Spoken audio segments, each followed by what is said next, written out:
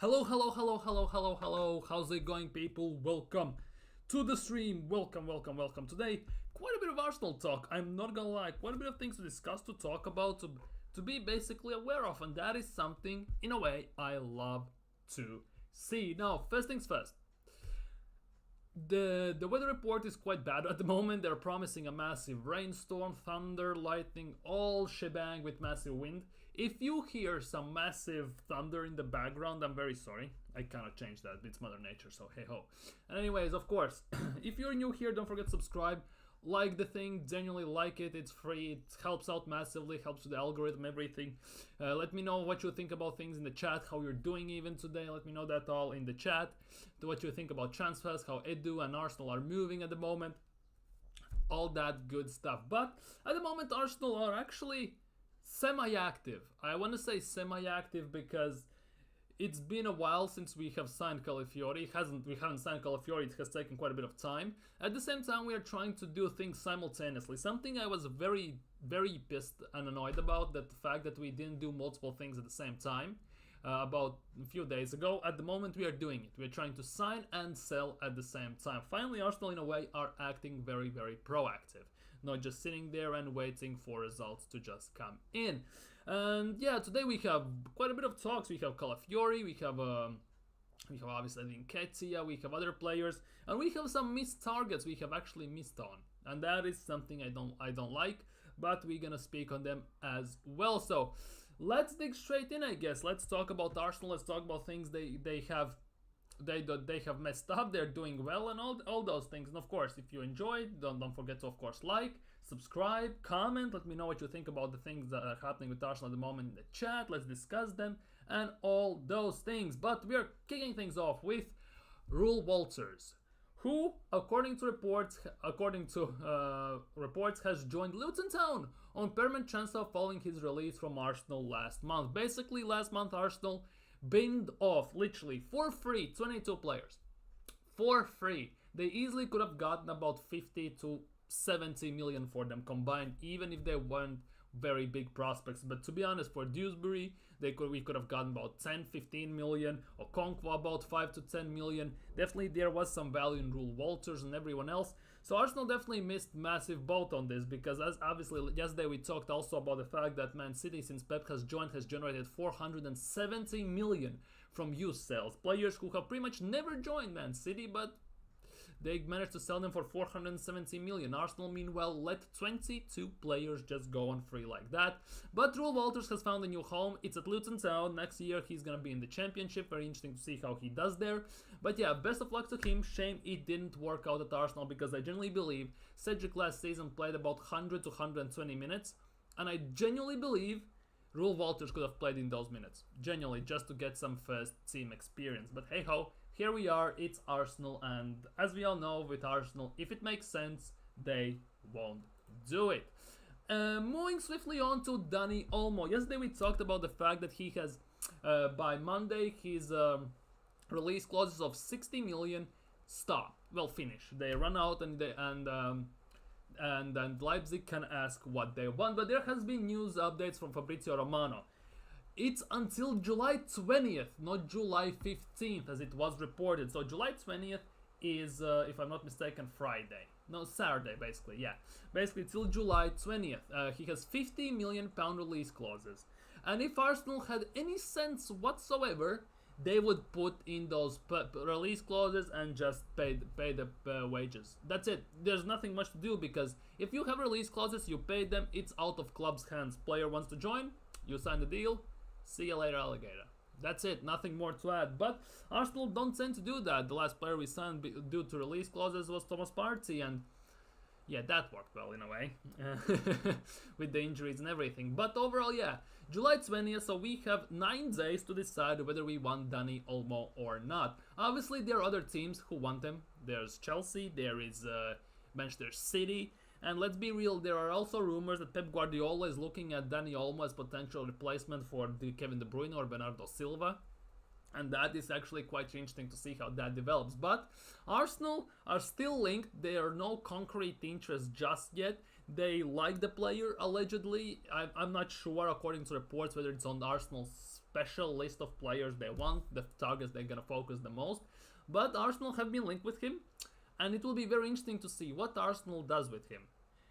They have 9 days now to decide whether they want to put in 50 million release clauses, 50 million pound, and just sign him up or not. And mind you, other teams could move faster than Arsenal, given how slowly we are moving, which we're gonna get to in a second. He might have been snagged up by then. That is also a big thing to keep in mind, of course. But we'll have to wait and see. Dani Almo definitely having a decent year, especially in clutch time, in quarterfinals, goal and assist, in semifinals, a goal. So definitely he'll be one to look at in finals as well. For Leipzig, quite a bit of injuries, I'm not gonna lie, and didn't had that great of a season, missed almost the whole season, so it wasn't great, but hey ho, he definitely is one of those prospects that everyone is looking at, and he should move away from Leipzig sooner or later, and preferably, footballing wise, also it should happen sooner, of course. Moving on to Jaap Pal, and this is another player I wanted to include, just because Arsenal were linked with him last summer, and they are linked with him this summer a bit, not quite extensively, but quite a tiny bit, and it was it was 50 million euros plus add-ons to sign Jaap Pal. And now here is the question, Edu, where are you? Because 50 million pounds, 50 million euros, that's 42.5, 43 million pounds plus add-ons. It all adds up to 50 million pounds. I'm talking pounds now, 50 million pounds. You want to tell me that Arsenal cannot sign Jaap Pal for 50 million pounds? Arsenal cannot get Jaap Pal for 50 million pounds. Obviously, it looks like Jaap Pal wanted himself to move to Bayern, but at the end of the day, he was linked with Arsenal last summer. I think they were asking 45 to 50 million, pretty much the same amount, and Arsenal didn't sign him. This summer again, we are in a way in desperate need for a proper number 6. And again, we missed the boat on another one. Because for me personally, Jaap Pal actually would be quite amazing for Arsenal. Because he would literally be the proper spine of that team in front of the defense. Because for Fulham, he had by a mile the most tackles in Premier League, recoveries and everything. He was absolute anchor for them. And you could see when he was injured how awful they looked. And as soon as he came back in, instantly everything changed. They were much more solid, much more composed, much more defensively solid and everything. So it's a shame Arsenal didn't sign him, because definitely that was a player I would have liked to see at Arsenal in front of Saliba and Gabriel. But now we are moving on to Arsenal players, and here it is. What is Edu cooking? Is he cooking on a grill? Is he cooking with gas, electricity, or he has forgot to add the igniter fluid to his charcoal and he hasn't ignited the barbecue whatsoever? Let's find out. And this is just in from Ramirez, who is a Sevilla specific reporter in Spain. At this moment, the agreement between Arsenal and Sevilla is not done for Sambi Lokonga. Obviously, we all know Sevilla want to take him on loan. Personal terms are not an issue. The issue is what the deal is gonna be like. Loan with option to buy, loan with obligation to buy, how much money and everything. So, Sevilla have put an offer on the table. Loan with option to buy for 10 to 12 million, basically for about 8 to 9 million pounds. So we basically signed him for 18, 19, I think 19 million. So basically we're gonna take 50% loss on him, straight up. Let's just say it what it is. And there will be negative ROI on this one, let's be real. So at the end of the day, it now begs the question, if Arsenal agree, the player could travel to Spain tomorrow. But for me, the biggest issue with this deal, specifically with this deal, and the fact is with option to buy. Because Arsenal, every time they do an option to buy on a player, the player goes out on loan and he comes back after the season. Nobody ever wants to buy them. That's why the rumors before that was Arsenal want with an obligation to buy for about similar, very similar price. So at the moment they are sitting at the table and trying to discuss whether it will be an option to buy or obligation to buy. For me, it must be an obligation to buy, because there's no other way we can get rid of him, because his contract is gonna run out and everything, and we will not lose just 50% on him, we will lose full on 100% on him. We will get no return on investment. In negative terms even, we will get no money back for him whatsoever, so we'll just generally chalk off 18 million just like that. Might as well put it in my pocket. I would have quit my job and be very happy, but it is what it is, could travel the world. But yeah, at the end of the day, it will all remains to be seen. At the moment, the ball is in Sevilla's court, because Sevilla is the only club who has been interested at the moment in Sambi Lokonga, and Arsenal are discussing with Sevilla these terms. And if Arsenal start to be very stubborn and they don't want to accept the terms Sevilla want, they can easily go away and say, that's it, I'm sorry, we agreed on the personal terms, but Arsenal are being little bitches and they don't sign him. So at the end of the day, it can happen like that, and he stays at the club. Because at the moment there are no other clubs have come in for him. So it all remains to see what's gonna happen with Sambi Lokonga. Loaning him out obviously is an option, because, but let's face it, nobody's gonna buy him straight on. But the fact that it's only an option to buy is the biggest issue in this deal. Because Arsenal haven't had a player they loan out and then he gets purchased. Because last time we did a loaning out for player we haven't done it. We mostly do options to buy and they never get bought. Because Pablo Mari was obligation to buy if Monza stays in Serie A, and they did. Guendouzi also, there was an obligation to buy at the end of the season. So whenever it has been an option to buy, Arsenal have been slapped back and said, no chance in hell. So it is what it is. Anyways, Andre Lunen. New links today again persist. Arsenal looking for a second choice goalkeeper. And have made a call to Real Madrid's Andre Lunen. However, Espanyol's Juan Garcia remains the club's preferred option. Now, this comes out as a very, very interesting thing, because there are numerous reports I read today, and I can confirm this, that Lunen wants to Real Madrid. That's allegedly, but fact is, he's seeking first team football. He got a taste of it this season at Real Madrid whilst Courtois was injured for 95% of the season, and he wants to be a starter right now. Obviously in Euros he didn't do that great, he got subbed out by Trubin, so it was what it was, but Andre Lunin is definitely on Arsenal's radar. The thing is, Real Madrid have quoted not Real Madrid, Florentino Perez actually has quoted a price of £21 million, which again, seems quite a bit, but seems very low for Lunin. And the fact is, I don't think Lunin is that bad of a keeper, actually. There isn't much difference in a way between Lunin and David Raya. You could make an argument that Lunin actually is better than David Raya. Because if you watch Real Madrid last season, how they stunk out certain games, and how Lunin was one of the main catalysts in those wins with making some enormous saves, there is a very big argument to be made that Lunin actually is a better shot stopper. Maybe his passing is not as good as Raya's, but overall, definitely there's an argument to be made that in some instances he is better than David Raya, which again comes out as a bit of an issue. The fact is, the key words in this is Arsenal are looking for second choice goalkeeper, whilst Lunin, once he wants to leave Real Madrid, he's looking to be the number one. And that is the thing. If Arsenal sign Lunin, it means another big turmoil. Just like Ramsdale came in, it happened with Raya, and if Lunin comes in, he will again kick things off. It's one thing to sit as a second role on Real Madrid's bench and win still and get to play on occasion and all that stuff. It's completely different thing to sit on Arsenal's bench or to be the second option, play 5 games a season, and at the end of the season, win nothing. Genuinely, that is a completely different thing. So it will be interesting. Espanyol's Juan Garcia still remains the club preferred option. The thing is, if I'm not mistaken, Espanyol want about 25 million for him, and that is the big thing here. Obviously, he could be number one next season, since Espanyol just got promoted back into La Liga. So that will be very interesting to see how that develops, of course. But yeah, Lunin, Juan Garcia, who would prefer to be the number 2? And the fact that Arsenal are looking for number 2 means that in the background there have been some talks for Ramsdale to leave. Because you don't sign another goalkeeper if there are no guarantees that you can sell him.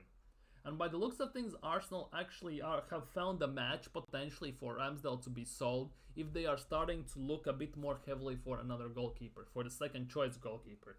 So that all remains to be seen. Wow, how it's gonna go. The goalkeeper talk dominating our transfer discussion. Pretty much, yeah. Pretty much the whole transfer window, pretty much. We have talked about signing defenders or goalkeepers. Then there was a brief period when we were talking about signing a forward / winger, and after that, that's it. Because we haven't talked about signing midfielder almost whatsoever this transfer window. There have been links, there have been potential rumors, but nothing properly concrete. About strikers, Sesko was an option. Okay, cool, we ended that. And then again, just options, just rumors, and nothing concrete. Defensively, goalkeeper wise, there are actually concrete evidence that we are actually going for someone. So it's weird, it's generally weird. You could argue that defense is the one thing Arsenal in a way doesn't need to strengthen as much, because we have players who can cover each other in each of positions. Because left backs, okay, Zinchenko, Kivior, but we can get Tomiyasu there, and more likely Timber is gonna play there, unless we sign Calafiori. Calafiori plays left back, and Timber maybe goes in that number 6 role. Saliba can be covered by Timber or Ben White, although Ben White is awful at center back, I'm not gonna lie. So most likely Timber, and the left center back role most likely by Kivior or Tomiyasu. So in a way, if we sign Calafiori as well, so that covers Gabriel as well, so we have very big overpopulation in defense. You would think that we are playing 5 at the back with the amount of defenders we have in the club and the money we have wasted on defenders in the club. Then we play with 2 midfielders because of how stacked our midfield lineup is. And then we play with 3 forwards. Like we play like 5-2-3 lineup or something like that. It's hella weird. It's hella confusing. And Arsenal again are doing things backwards, basically, it feels like. But anyways, let's talk about this guy. Whew. Need to have a drink before this one. Calafiori. Let's go.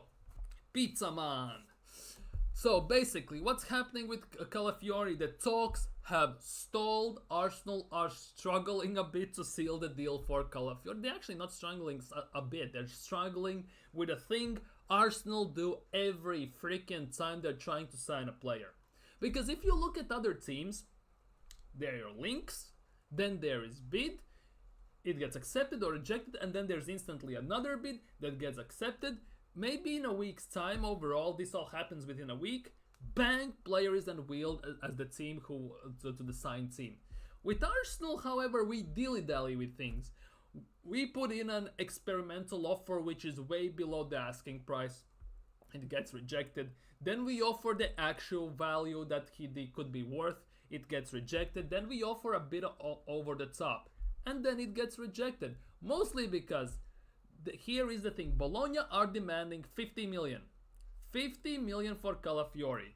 And the biggest reason, while Arsenal are struggling this, it says Arsenal will soon arrive at this figure. The biggest issue why Arsenal struggled with this, Arsenal are trying to do this with 45 million plus 5 million on add-ons with certain achievements, maybe scores 5 goals, needs 10 clean sheets, wins Premier League, wins FA Cup, something crappy like that. Arsenal they are really negotiating and being stingy over 5 million. And that's basically what is doing this deal in at the moment. They want 50 million because 50% is going to Basel. Okay, cool. Arsenal are offering 45.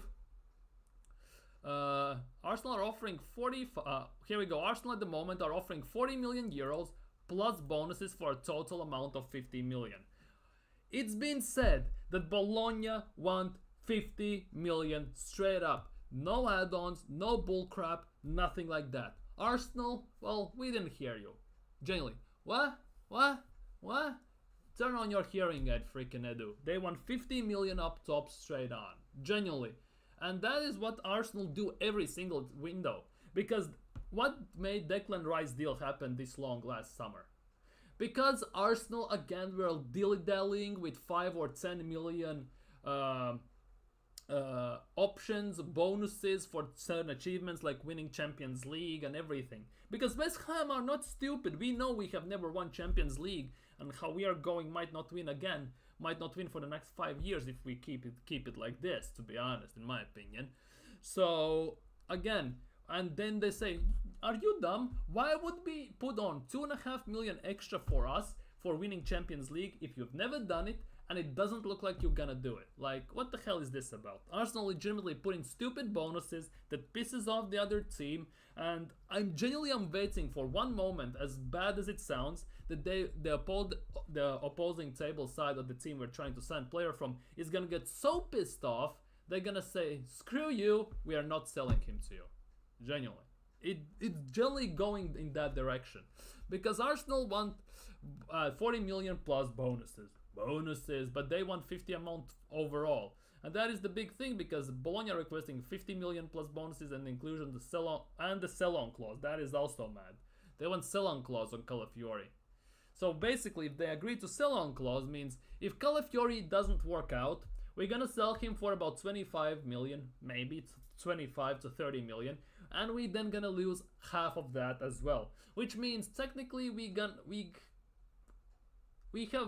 will have paid him about 65 million Bologna for Calafiori.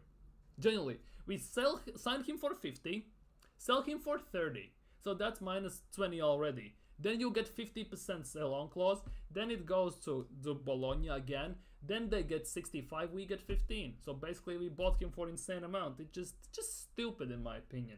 Now the sell-on clause obviously will be a big issue with this, because Arsenal don't do sell-on clause. As far as I know, Arsenal haven't signed a player recent times with sell-on clause in it, to my knowledge at least. So that will be very interesting to see how that develops. But this is the biggest thing, while the talks about Calafiori are basically sitting on a standstill. Bologna want 50 million plus maybe some add-ons. Arsenal want 40 million plus 10 million in add-ons to cumulatively make that 50 million. Basically, Arsenal are dilly-dallying over 5 to 10 million in add-ons, and they're making most likely some very weird requests like scoring 10 goals, keeping 11 clean sheets, winning Premier League or winning Champions League. Certain goals Arsenal will never achieve, basically. It would make much more sense Arsenal just go in, put that extra 5 million on table, take him back to London, do the medical, and unveil him as a player. Genuinely. It's not that difficult. Surely.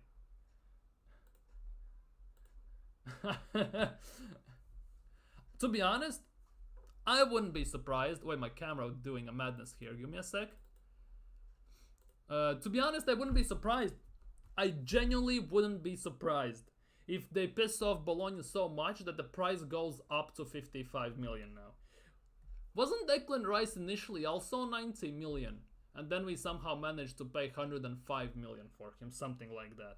Like, genuinely, we are paying over the odds in a way as well. It's something weird. It's like Arsenal don't know how to make deals. Generally, they struggle at this department. And here it is. Fabrizio Romano says, Bologna have to give 50% to Riccardo Calafiori's deal to Basel. This is why Bologna insist on their own 50 million. Straight up 50 million. Arsenal wants to include add-ons as part of the negotiation and make a structure different. Arsenal want to close the deal on their conditions. Basically, if you take out Bologna, put in West Ham, take out the then you, instead of Calafiori, you put in Declan Rice, and in the 50 million bit you put Declan Rice's price. It's the same thing. It's the same situation, copy paste. Because West Ham, for example, want 90 million. Arsenal wants to include add-ons as part of negotiation and pay 75 and 15 million in add-ons. It's copy paste as what happened with Declan Rice last summer. Genuinely. They really appreciate the player. Mikel Arteta is a big fan, but also internally at Arsenal they believe that he's talented, but his price has probably gone up after Euros. 2 or 3 months ago, the situation was different in terms of price. And to be honest, that makes sense in a way. After the season, you could have gotten him for 40 to 45 million. He went to Euros. Yes, he scored no goal, and everyone's very hung up on that. I don't know why.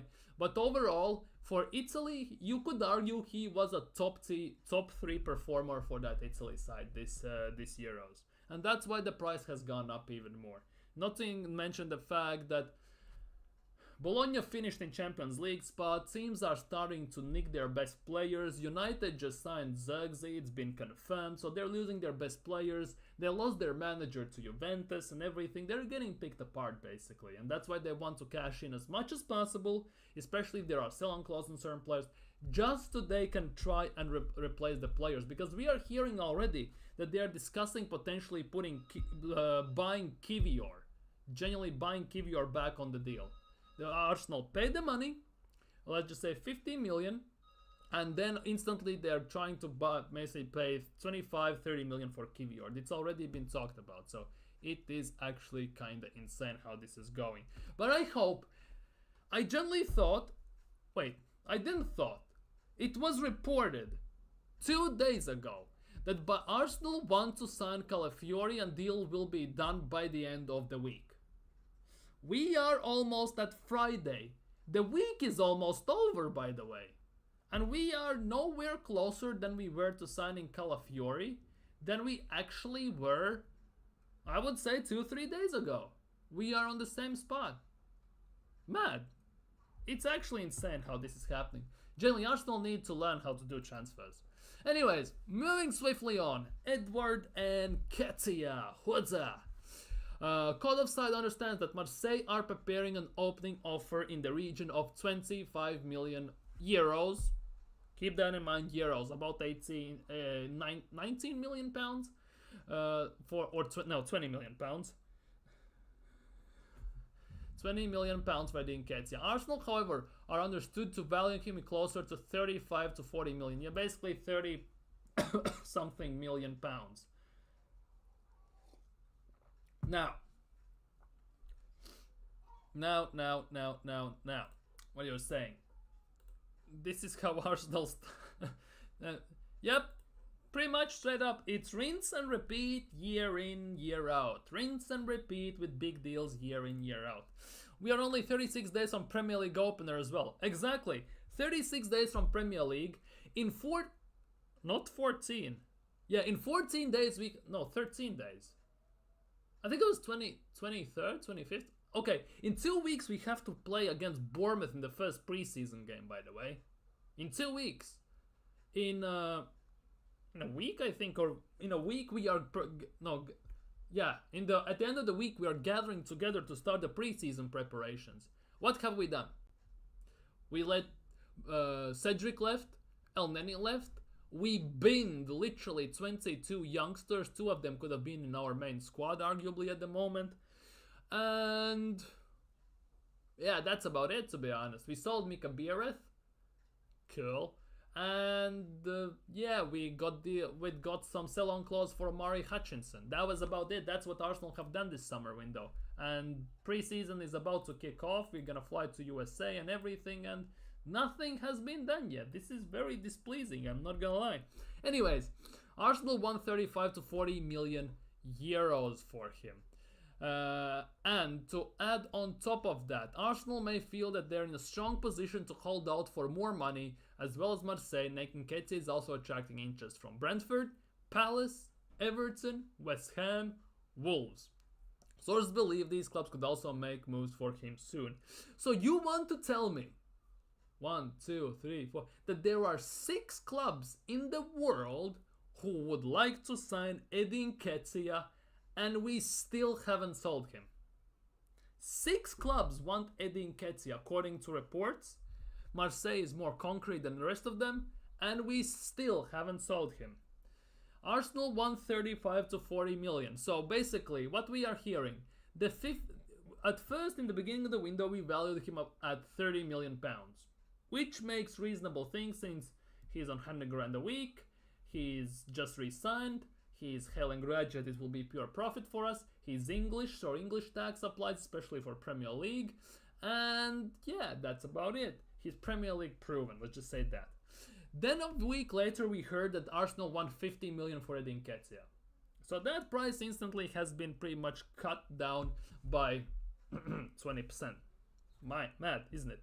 And now they want 35 to 40 million pounds, which kind of euros, sorry, which kind of results in 32 to 35 million pounds, basically, in that region. So Arsenal want about 32 to 35, basically the same amount we got for Balogun, if I'm not mistaken. They want something in that region, which makes sense.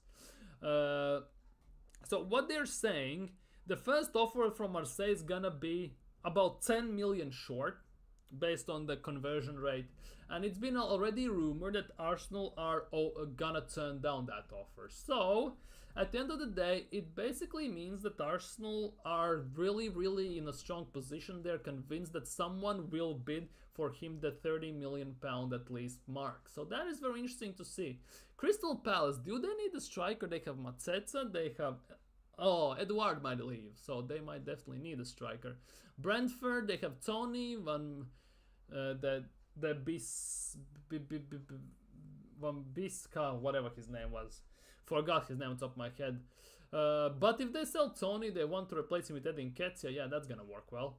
Everton, they are on the verge of losing Dominic Calvert-Lewin, so that kind of makes sense. Even as a backup, he will be decent. West Ham, who they're trying to replace? Antonio? Wow, mad. And Wolves, yeah, they still haven't although they might be preparing for Mateusz Cunha to leave, potentially, so they might try and replace him with that. Although they're looking for an out-and-out striker, because since Jimenez, and since that injury and he got sold to Fulham, they haven't found a striker who bags goals. I'm not saying Eddie does bag goals, by the way, just in general. And yeah, but one thing, we all have seen how French treat their teams. They hold them accountable to the pretty much most extreme extent. They invade pitches, they diss the teams, they key their cars, throw rocks at them, light fireworks. They call them accountable. If you recall what happened last season with Lyon when they were losing for the first 10-15 games at the beginning of the season. Legitimately, they called every single player in front of the ultras, and the ultras laid into them really hard and everything. And since then they changed manager and they finished actually a pretty good position. But yeah, basically they hold teams accountable. And Marseille are one of the maddest bunches of them lot, to be honest, in a way. Which means if you start shooting like you do at Arsenal, missing clear-cut chances and everything, trust me, they will be waiting for you after the game. There's a big opportunity for that as well, I'm not gonna lie. But hey ho, it is what it is. And to be honest, Marseille have had quite a bit of Arsenal players. They have had Guendouzi, they have had Alexis Sanchez, who are they looking actually, by the way, signing right now as a free agent as well. They still have Aubameyang, they had Nuno Tavares, and now they're looking at Nketiah, who is to be a backup for Aubameyang. How ironic is that? He was backup at Arsenal, he'll be backup at Marseille as well. Anyways, yeah, Marseille, let's see when the first bid comes in, how big it will be actually. Will Arsenal accept it, turn it down? Will they counter offer maybe? Because Arsenal never do that, they just turn it down. It all remains to be seen as well, and maybe if they see that Marseille are putting in bids, maybe one of the other 5 teams mentioned in Brentford, Palace, Everton, West Ham, or Wolves will put in a bid. That would actually be kind of nice, because Arsenal themselves, when they go in for a player, they try to avoid bidding wars. Straight up, because we don't do good in that. Well, basically Edu doesn't do good in those. Probably a different sporting director that's quite good in those, thrives in those. But for Arsenal, that actually could be a good thing, because the more people start to offer money, the bigger chances that the price will go up for the Nketiah, and the Arsenal could actually get what they want for him. So it all remains to be seen what's going to happen with that. But it looks like Eddie actually finally could leave Arsenal. Happy days. Whoop whoop. Happy days. Moving swiftly on to Merino, who looks like actually there is a possibility that he might be joining Arsenal. Obviously, we all know that Mikel Arteta is crazy about Mikel Merino. And just before, let's talk. Edu gets yeah, pretty much. Yep. Genuinely, Edu couldn't negotiate a deal in Monopoly, to be honest, let alone in footballing world. But yeah, Mikel Merino, obviously, as we all know, Edu is a big brains. Arteta is a massive fan of him, we all know that. He is on fire for him, as some reports are saying. But Arsenal potentially have gotten a bit of a boost in potentially signing Mikel Merino, because he has done well in Euros. He's on last year of his contract. The price is rumored about to be 40 million, I would assume, because of the Euros, especially if Spain win it and he has played one of the integral roles. I can see him being about 45-50 million. Okay, cool, and that is in Euros, not pounds, by the way, as well. But the fact is, he's reluctant to extend his contract at Real Sociedad, which is very, very interesting. Obviously, he will look at this after the Euros, because every single player at the moment is focused on Euros, just like Williams is focused on Euros and not joining Barcelona or Arsenal or whoever. But it looks like there might be a chance we actually sign a midfielder, and that is Mikel Merino. Because Arsenal, along with several other clubs, have been following him and believes he will fit their style at the Emirates very nicely. The big question is, where does Mikel Merino play? Because from what I gather from Real Sociedad, he plays either or, but not consistently in any of those, because they have Zubimendi there and they rotate at a time. And to be honest, Zubimendi plays more in that 6 than Merino. That Merino is more of an 8 than a 6. And Rice is for us an 8. So that means either Rice will go to 6, or Arteta will pull an Arsene Wenger, basically. We will play a game with 2 8s. Well, under Wenger we played with 3 8s. We've had Ramsey, Wilshere and Cazorla, for example. We played with 3 8s. But is there a possibility we actually play with 2 8s? Does Arteta see it that way? I really doubt that. Genuinely doubt that Arteta sees it that way. That is the big thing.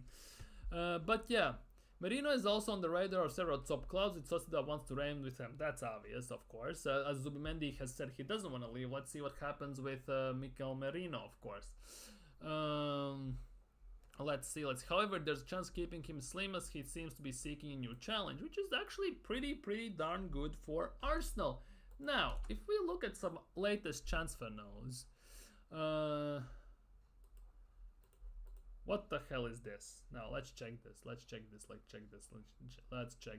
Arsenal are doing something behind the scenes that they are trying to keep quiet. Now, is that the mystery German we are about to sign, or what? Arsenal are yet to come to life in this summer transfer window. Oh, we have come to life. We got 15% for Hutchinson sale, bro, and 4 million for Mika Biereth. What do you mean we don't come to life? That's almost a new barbecue for Edu and a new jet ski. However, this isn't to say to Arsenal. Yeah, last year by this time we had signed Declan Rice and Kai Havertz, but there were no Euros, arguably. Maybe PSR wasn't so strict yet. It really tightened the belt specifically for this winter, that was. So maybe that actually played a bigger role. So that remains to be seen. And according to Gene Doan, speaking to Ranks FC podcast, one of his transfer sources has claimed that Arsenal are doing things in the background at the moment that they're trying to keep quiet. And Arteta has actually preached a lot about this, doing things in quiet, not letting anyone slip, because as soon as someone sees that Arsenal wants someone, there's a big thing of a hijack. And there have been actually multiple reports today suggesting that after Calafiori signing, Arsenal already have 2 or 3 targets set up to make offer and sign up. So that leads me to believe that there actually is a midfielder and a forward. Arsenal might be doing some things. The question is, can they manage to seal the deals before some of them gets hijacked, if that's even a possibility? So all remains to be seen by the end of the time. At the end of the day, of course, we will have to wait and see. But Arsenal apparently are working in something in the background, and that's not Edu cooking meat. And yeah, but they're working on something. That is actually quite interesting. Now, anything else we can see here? Special 17-year-old can be Arsenal's Kobbie Mainoo. Oh, this gotta be good. In pre-season, the Arsenal's Haaland talents once again chance. Obviously, yes, Arsenal is excited. Ethan Vanieri, of course. Who else if not Ethan Vanieri? I actually have for Ethan Vanieri, I'm actually kind of interested to see how he does, since he's been fully promoted into the first squad. How many games he will get, when he will play, and what Arsenal will do with him. There's also Skelly, by the way. And Miles Lewis Skelly could be Arsenal's Kobbie Mainoo. It was recently claimed that Arsenal were considering training Lewis Skelly as an inverted left back. Oy, Dios mío, man. Why you even try to do this, man? Given he's already a special talent in the midfield. Holy crap! And anyone who has watched Skelly at youth level will know that he definitely has the talent one day to be a star at Arsenal and a player who should also have an England career. Yeah, that is for sure. The talent that he has and everything, he actually has potentially a bright future if he puts his head straight. If Arteta actually gives him a chance, because we know how many chances Arteta gives to young players, and if he can actually perform and avoid injuries, he actually has a very, very great future for him. Generally, I can see ahead. And Arteta said he wants to add a new midfield to his squad this summer, like a number 8. Yeah, I preferably in the market, because Skelly isn't ready, you bumbaklats, right? Skelly isn't ready, in my opinion, just yet. Genuinely, in my opinion, he isn't. Mikel Merino could be Arsenal's new Granit Xhaka. We just talked about him. There's a big chance of that, and I hope that actually maybe happens. Mangieri and Luis Skelly need chances this season. They need the opportunity to prove that they've got ability to do what Kobe Mino is doing at Manchester United. Now, first things first. The way Kobe Mino plays completely has changed how England play. England look completely different and much more fluid and more controlled in midfield, as mad as it sounds. The one that's dropping the stinkers for England in midfield actually is Declan Rice, unfortunately. That's the big sad part of this. But yeah, Kuzi Dubry has now slipped through Arsenal's fingers, which, to be honest, I'm kind of sad about that. I'm not gonna lie. But judging by reports, Arsenal have a clear plan for Mangieri, which is great, to be honest. They can't forget Luis Skelly, who is equally talented. 2 different positions, you cannot judge it like that. Genuinely, I wouldn't judge Mangieri and Skelly.